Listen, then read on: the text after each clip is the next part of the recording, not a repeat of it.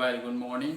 चलिए, सो आज से हम स्टार्ट कर रहे हैं इनकम फ्रॉम सैलरी हेड के न्यूमेरिकल्स। ठीक है, बहुत सारे प्रोविजंस तो हम डिस्कस कर ही चुके हैं और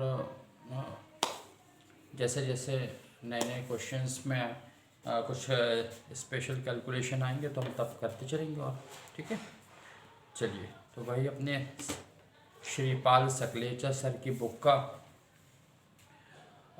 एक्सरसाइज का 28 क्वेश्चन। अब आप सोच रहे होंगे कि एक्सरसाइज में इतने जंप क्यों लगा दिया, क्योंकि ये थोड़ा सा मुझे ठीक लगा क्वेश्चन ये, और इसके पहले भी हैं तो मैं समझता हूँ वो आप कर पाएंगे। और जो भी कुछ क्वेश्चन में थोड़ा सा डिफरेंट होगा या बड़े से क्वेश्चन होंगे हम पहले उन्हें सॉल्व कर रहे हैं। ठीक है, चलिए अब आप देखें क्वेश्चन है मिस्टर श्री हेमंत नागर।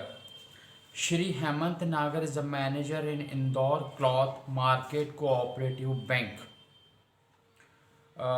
During the previous year 2019-20, his income particulars are as under. Mr. जो हेमंत नागर हैं वो इंदौर क्लॉथ मार्केट, एक्सरसाइज का 28 क्वेश्चन है ये। हेमंत नागर इंदौर क्लॉथ मार्केट में कोऑपरेटिव बैंक में मैनेजर हैं। गत वर्ष 2019-20 में उनकी आय का विवरण इस प्रकार से है। ठीक है, अब आप सबसे पहले है basic salary. Basic salary is ₹36,000 पर मंथ है, तो आप पहले ईयरली कैलकुलेट करेंगे। ठीक है, तो 36,000 इंटू 12 कर दीजिए तो यह आ जाएगा 4,32,000, 4,32,000 रुपये। ये उनकी बेसिक सैलरी हो गई। फिर है dearness allowance, that is 20% of basic salary, और महंगाई भत्ता वेतन का 20% है, और साथ में लिखा है कि सेवा शर्तों के अंतर्गत 50% भाग। ये आप पहले कैलकुलेट करिए जरा कि ये कैसे करते हैं। ठीक है, आप देखिए फर्स्ट वन इज डीए। ये आपको क्वेश्चन सॉल्व करने से पहले ये पूरा कैलकुलेशन करना ज़रूरी है। ठीक है, स्टेटमेंट बनाने से पहले। तो डीए इक्वल्स टू 20% ऑफ कितना आया था 4,32,000, 4,32,000 रुपये का 20%। तो आप कैलकुलेट कर लीजिए 4,32,000 गुणित 20/100 या 20%। कैलकुलेटर अलाउ है आपको फाइनल ईयर में या फर्स्ट ईयर में। तो ये आ गया 86,400, 86,400 रुपये। ये क्या हो गया डीए। अब डीपी कितना है, तो 50% ऑफ डीए, तो 50% ऑफ अमाउंटिंग ₹86,400, 86,400 रुपये का 50% निकालें तो ये आ गया साहब 43,200, 43,200 रुपये जो है वो है डीपी।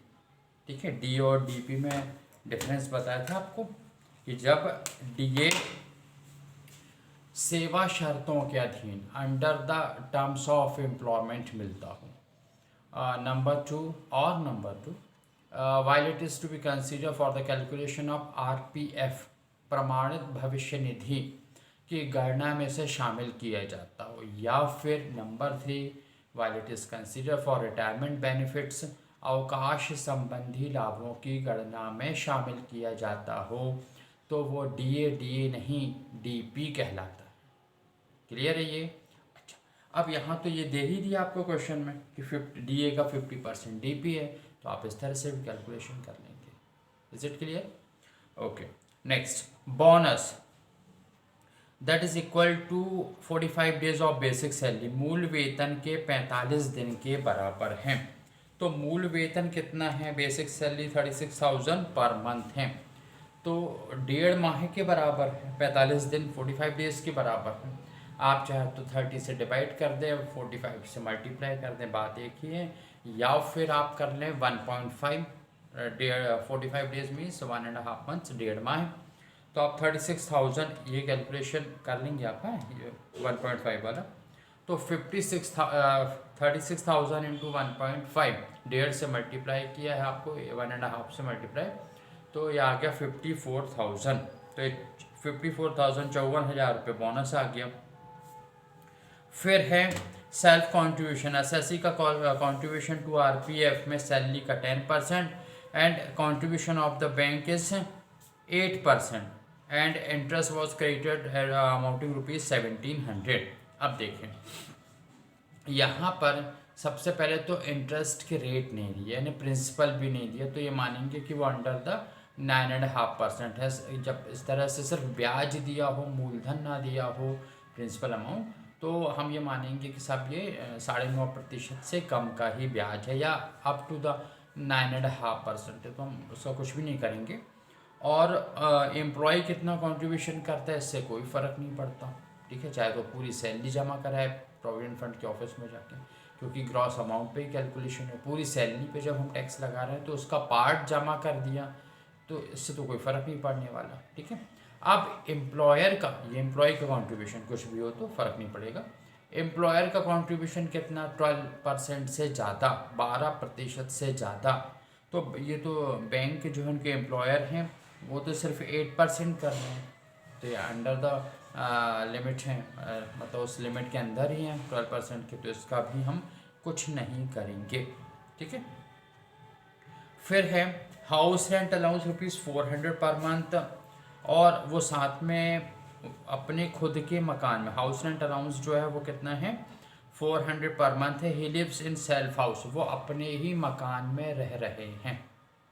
चलिए, अब हाउस रेंट अलाउंस का कैलकुलेशन कैसे किया जाता है एग्जेम्प्टेड अमाउंट का। First one is actually received, वास्तव में जो प्राप्त हुआ। सेकंड हम क्या कैलकुलेशन करते हैं, rent paid minus 10% of salary, जितना किराया भुगतान किया उसमें वेतन का 10% अलग कर देंगे। और थर्ड कैलकुलेशन करते हैं 40% ऑफ सैलरी, और यदि वो मेट्रो सिटीज़ हैं वो 4 कौन कौन से, मुंबई, दिल्ली, कोलकाता और चेन्नई में यदि एसएससी रह रहा है तो 40 की जगह 50% ऑफ सैलरी लेते हैं। The least amount will be exempted, इन तीनों में जो सबसे कम हो वो एग्जेम्प्टेड होगा, ऐसा हमने पढ़ा है, कैलकुलेशन किए इसे एचआरए का। और फिर जो एक्चुअल रिसीव्ड होगा उसमें से एग्जेम्प्टेड माइनस कर देंगे तो टैक्सेबल एचआरए आ जाएगा। लेकिन ये भी कंडीशंस थी, यदि एसएससी खुद के मकान पर रह रहा है या फिर ऐसे मकान में रहता है जिसका उसे किसी भी प्रकार का किराए का भुगतान नहीं करना पड़ता, रेंट पेड नहीं करना पड़ता है, तो इस प्रकार के एचआरए पर एग्जेम्पशन नहीं मिलेगा, बल्कि वो फुली टैक्सेबल, पूरा का पूरा amount, the entire amount will be taxable of HRA, ठीक है। मतलब हाउस रेंट अलाउंस, मकान किराए भत्ते की पूरी राशि कर योग्य होगी, तो ये तो साहब अपने खुद के मकान में रह रहे हैं तो फुली टैक्सेबल होगा, ध्यान रखना, फुली टैक्सेबल होगा। मतलब आप जल्दबाजी में ये नहीं कर दे कि अरे खुद के मकान में तो रह रहा, कुछ नहीं करना इसका, तो डैश मार दिया आपने, ऐसा बिल्कुल भी नहीं, फुली टैक्सेबल होगा, यानी लिस्ट में शामिल करेंगे जब स्टेटमेंट बनाएंगे तब, ठीक है। चलिए, वैसे ठीक लग रहा है ना, क्वेश्चन इस तरह से सॉल्व होना है, आपने बेसिक समझ लिया, फिर धीरे धीरे सब बात है एकदम, ठीक। चलिए, फिर अगला है सहायक भत्ता, हेल्पर अलाउंस उनको मिल रहा है 1000 पर मंथ है, और अपने कार्य में सहयोग के लिए 800 रुपये प्रतिमाह एक पर एक व्यक्ति की नियुक्ति की है। हेल्पर अलाउंस अमाउंट ₹1000 पर मंथ है। ही appointed a person on ₹800 per month as assistant. अब देखिए, यहाँ पे वो अपने ऑफिशियल वर्क के लिए, घर के काम के लिए नहीं, ऑफिशियल वर्क के लिए जो है उन्हें 1000 तो पर मंथ मिल ही रहा है, लेकिन 800 पर मंथ जो है उन्हें पेमेंट करना पड़ता है, तो डिफरेंसिंग अमाउंट विल बी टैक्सेबल। तो 1000 into 800 resulted 200 per month multiply by 12 months, so 2400 of helper allowance amount will be taxable, 2400 रुपये ये कर योग्य होगा। फिर द नेक्स्ट वन,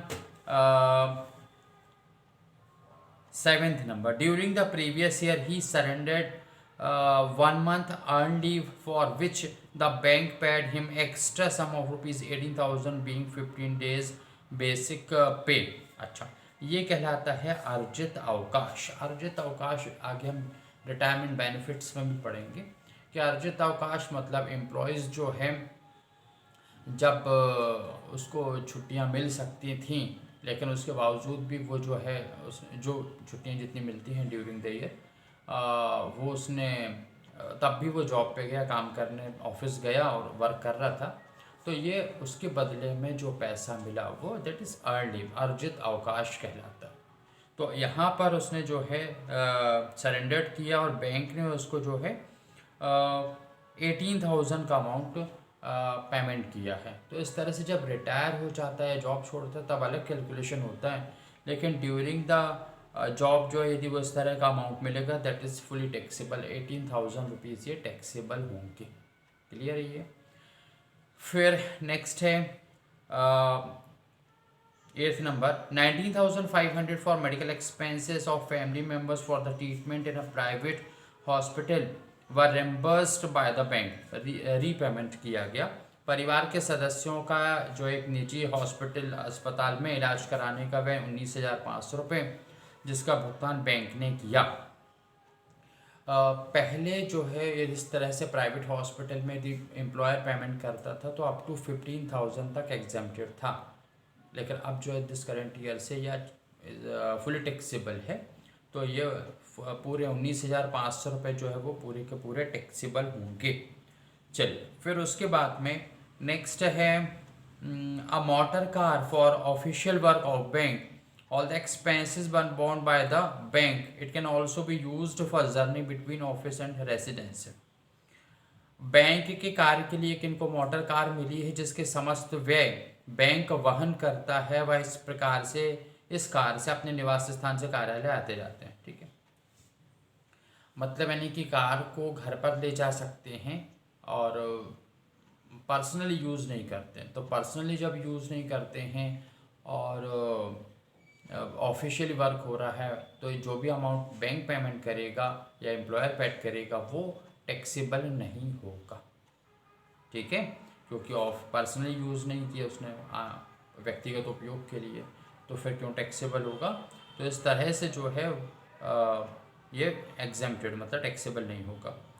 फिर the last one is tax deducted at source, that is TDS। Tax deducted at source मतलब TDS है। TDS of income tax ₹4,000, tax on employment ₹2,000 and repayment house loan ₹20,000। Bank द्वारा उद्गम स्थान पर कर की कटौती की गई 4,000 रुपये। तो इसका यहाँ से अभी कोई लेना देना नहीं, वहाँ पे जब टैक्स का कैलकुलेशन होगा तब वहाँ पे आप उसको कंसिडर करेंगे।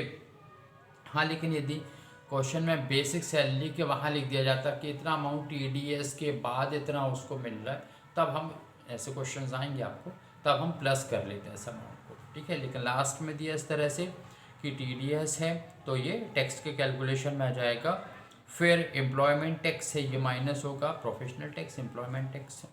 ठीक है, फिर मकान ऋण का पुनर्भुगतान, तो ये तो हाउस प्रॉपर्टी हेड में कंसिडर करते इस आइटम को। तो बस इस तरह से जो आप टोटल करेंगे और SD मिल जाएगी, स्टैंडर्ड डिडक्शन 50,000 रुपये का। चलिए साहब, तो यहाँ पर अब हम कैलकुलेशन कर रहे हैं। ठीक है, चलिए बना लेते हैं, हम एक स्टेटमेंट बनाते हैं, वही statement of taxable income from salary of mister जो असेसी है। ठीक है, कैलकुलेशन में सिर्फ एक ही आया ना, DA इतना है, DA निकाल लिया, उसका 50% DP है तो DP कैलकुलेट कर लिया। चलिए अब यहाँ पर क्या करना है, हमें पर्टिकुलर अमाउंट्स का एक कॉलम बनाना है। ठीक है, और टॉप पर क्या लिखेंगे हम, तो computation of income from salary, income from salary लिख लो या फिर टैक्सेबल सैलरी लिख लो, एक ही बात है। और फिर नीचे क्या लिखेंगे हम, फॉर द असेसमेंट ईयर, तो असेसमेंट ईयर 2021। ठीक है, चलिए अब आप देखें तो यहाँ पे क्या लिखना है हमें,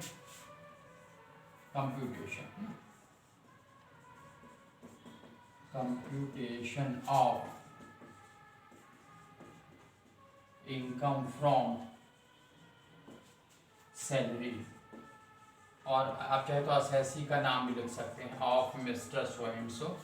ठीक है, फिर नेक्स्ट लाइन पे हम क्या लिखेंगे, फॉर द असेसमेंट ईयर 2020-2021 का निर्धारण वर्ष के लिए। फिर वही आपका पर्टिकुलर्स यानी विवरण, राशि यानी अमाउंट का कॉलम, ठीक है। चलो सिंपल। अब आपका जो सबसे पहले हम कर रहे हैं बेसिक सैलरी, ठीक। तो ये देख लीजिए, first one is basic salary. आप चाहे तो ऐसा कैलकुलेशन ब्रैकेट में कर सकते हैं, ठीक है। तो कितना था, आपने जो है अमाउंट है उसका 36,000 पर मंथ है। तो ये आप यहाँ पे लिख लीजिए। ऐसा लिखने से क्या होगा कि जब आपकी कॉपी चेक होगी ना, जो वैल्यूअर सर रहेंगे, तो थोड़ा उन्हें भी ठीक लगता कि हाँ ऐसे आ जाए। चलो वो भी खुश होंगे और आपको तो खुश होना ही होना है। तो ये 4,32,000 रुपये ये बेसिक सैलरी आ गई, ठीक है। फिर उसके बाद में डीए, डियरनेस अलाउंस। तो डीए कितना था, तो ये लिख लीजिए आप 20% ऑफ 4,32,000। अच्छा, डीए जाए उसका पार्ट ही डीपी है, तो अभी आप यहाँ ऐसे नहीं करेंगे कि डीए इतना फिर नीचे डीपी भी लिखा। भाई डीए का ही पार्ट है, डीए में शामिल है वो डीपी। जब हमें कभी रिक्वायरमेंट्स वगैरह की इस क्वेश्चन में तो ज़रूरत नहीं पड़ी थी, जब कभी ज़रूरत होगी तब हम उस डीपी को यूज़ करेंगे, डीएनएस पे यानी डीपी को, महंगाई वेतन को। इस क्वेश्चन में अभी तक कहीं ज़रूरत नहीं पड़ी, इसलिए आप कुछ नहीं कर रहे हैं इसका। तो 4,32,000 का 20%, 86,400, 86,400 रुपये, ठीक है। ऐसा बिल्कुल भी आपको नहीं करना है कि ये 86,400 आ गए फिर उसका 50% निकाल दिया, 43,200 आ गया, नीचे लिख दिया डीपी।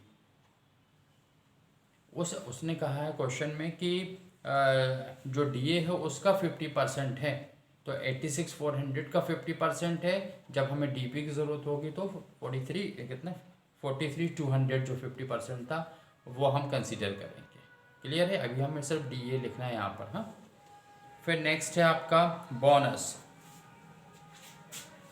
चलिए बोनस, ठीक है। अब बोनस कितना है, तो पहले 36,000 है, 45 दिन यानी 1.5 मंथ्स कर दीजिए आप इसको। ये कितना आया था, 54,000। ये आ गया 54,000 रुपये, 54,000। फिर H R house rent allowance, ये फुली टैक्सेबल है। क्यों, क्योंकि वो खुद के मकान में रह रहे हैं, ठीक है। तो एच जो है वो 400 पर मंथ है, तो 12 से डिवाइड कर लिया, मल्टीप्लाई कर लिया, तो ये आ गया 4,800, ऐसे क्लियर। फिर एच के बाद में है हेल्पर अलाउंस है इनको। तो हेल्पर अलाउंस हमने कैसे कैलकुलेट किया था कि साहब इनको मिला कितना है, ये आपकी वर्किंग बाहर करनी है आपको। हाँ, 1,000 पर मंथ है, उसमें से 800 रुपये पर मंथ जो ये खर्च कर दे रहे हैं ऑफिशियल वर्क के लिए, तो एक्सेस अमाउंट कितना बचे इनके पास में, 200, 12 से मल्टीप्लाई किया तो 2,400, 2,400 रुपये हेल्पर अलाउंस टैक्सेबल होगा। फिर है लीव इनकैशमेंट है, अर्जित अवकाश।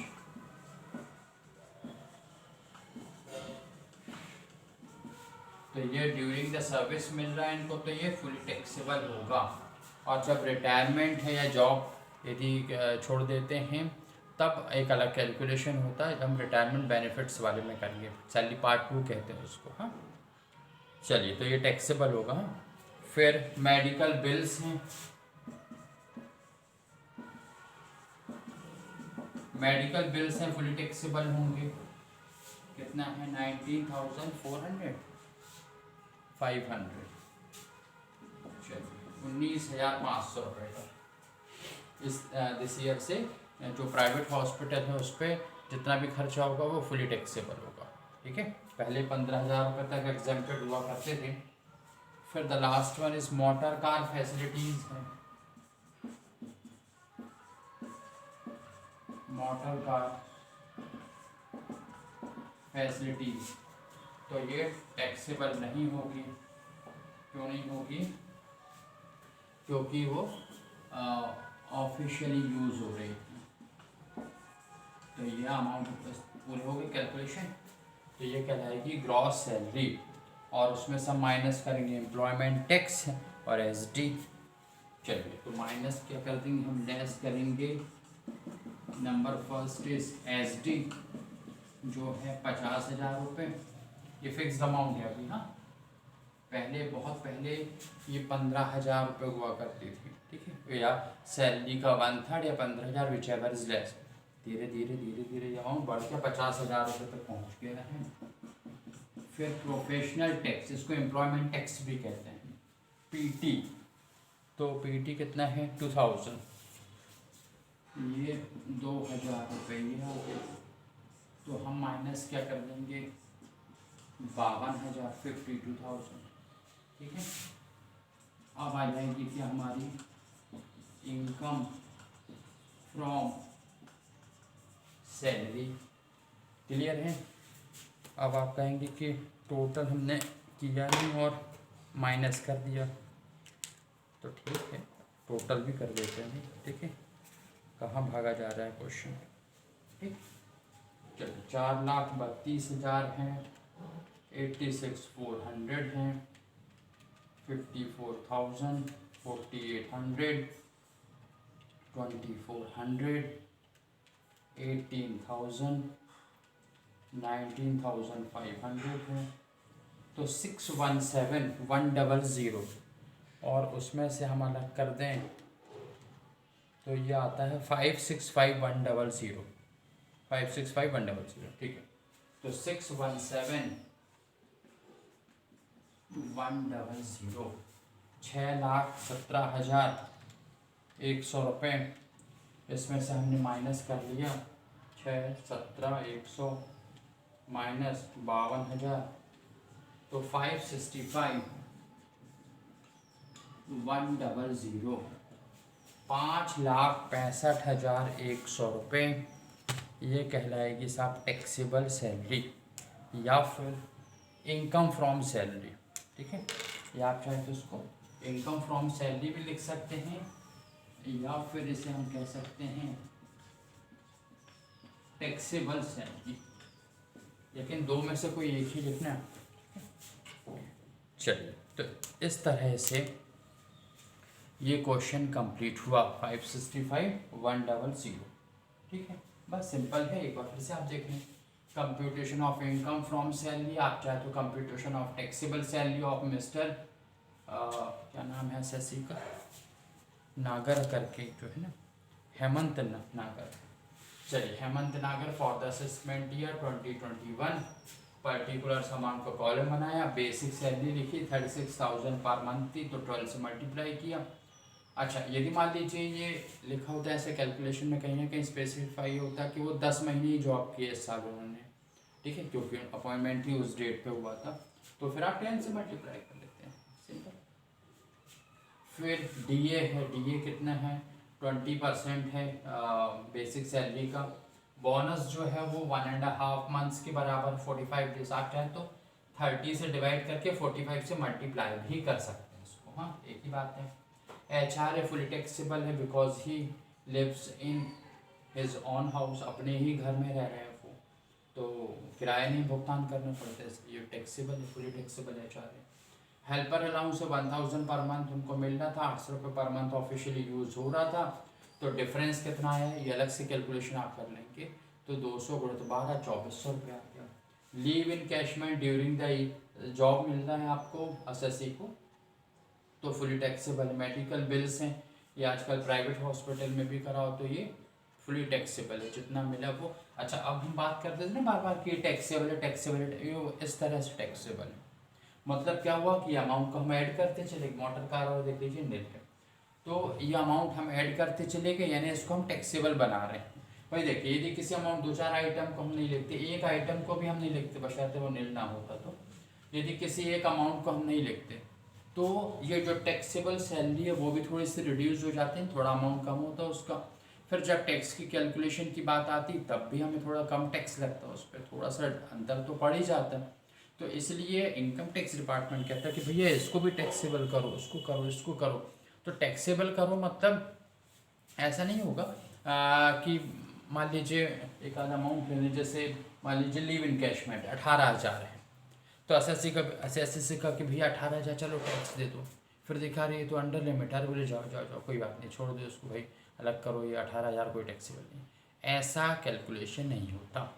टैक्सेबल कीजिए मतलब ये कि आप जो स्टेटमेंट बना रहे हो उसमें आइटम को ऐड करते चलिए, और उसके बाद में फिर आपकी जो है ग्रॉस सैलरी आ जाएगी, उसमें से आप स्टैंडर्ड डिडक्शन मतलब टैक्स, इनकम टैक्स एक्ट कहता है कि जाओ इतना आपको जो है हम एक तरह का डिस्काउंट है ये कह लो, या अमाउंट रिड्यूस कर दे रहे हैं कि अलग करो इसको, इस पर नहीं देना आपको। एम्प्लॉय भी खुश, उसको भी अच्छा लगा, रही एम्प्लॉय ये एसडी मिल रही 50,000 की। प्रोफेशनल टैक्स एम्प्लॉयमेंट टैक्स है, सेवा नियोजन कर, वृत्ति कर भी कहते हैं इसको, ठीक है। तो वो, और ये सेवा नियोजन कर एम्प्लॉयमेंट टैक्स तभी टैक्सेबल डिडक्टेबल होता है जबकि एक्चुअल पेमेंट किया अगर वो भी असेस ही नहीं किया हो, एक्चुअल पेमेंट नहीं किया गया है करंट ईयर में तो फिर डिडक्शन नहीं मिलेगा, ठीक है। अमाउंट अभी कितना है 2,000, पहले हालांकि पहले इसकी लिमिट हुआ करती थी 2,500 रुपये तक रहती थी, इतना ही प्रोफेशनल टैक्स लगता था, ठीक है।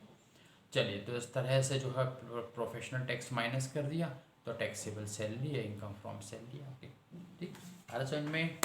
चलिए, तो इस तरह से हम सम्स करेंगे, और भी सम्स करेंगे, आप इतना आप करके रखिए। इसके पहले जो है जितना आप एग्जाम्पल्स हैं, और अपनी वही श्रीपाल सकलेचा सर की बुक के जितने एग्जाम्पल्स हैं एक्सरसाइज का आप जितना कर सकते हैं बिल्कुल आप करिए उसको। फिर एक आध बड़ा क्वेश्चन और करेंगे हम, फिर थोड़ा सा आपको रिटायरमेंट बेनिफिट्स के जो है वो बता देंगे कि कैसे कैलकुलेशन करते हैं। या नेक्स्ट एक्सरसाइज के बहुत सारे क्वेश्चंस हैं, उसमें आप जो बड़े से क्वेश्चन है तो आइटम वाइज बता देंगे कि किस में करना क्या है, ठीक है। आफ्टर 28 जो है जितने भी बड़े क्वेश्चन हैं वो आपको इस तरह से बता दी जाएंगे, ठीक है। आरएसएन में चलिए, तो बस आज के लिए बस इतना ही, बाकी नेक्स्ट क्लास। Thank you.